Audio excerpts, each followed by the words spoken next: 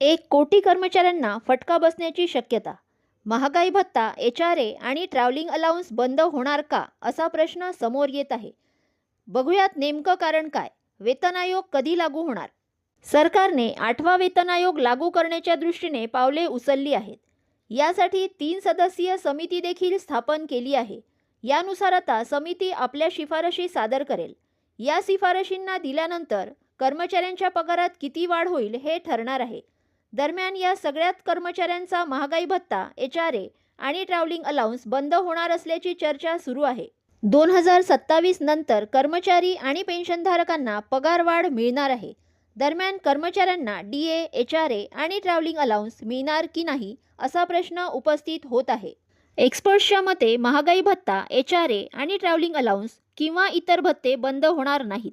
जोपर्यंत 8वा वेतन आयोग लागू होत नाही तोपर्यंत 7व्या वेतन आयोगाअंतर्गत सर्व भत्ते दिले जाणार आहेत. वेतन आयोगाचा रिपोर्ट तयार करण्यासाठी 18 महिन्यांचा कालावधी लागणार आहे. या कालावधीत 3दा महागाई भत्ता वाढेल. सध्या महागाई भत्ता 58% आहे. पुढील 18 महिन्यात महागाई भत्ता 67% होण्याची शक्यता वर्तवण्यात येत आहे.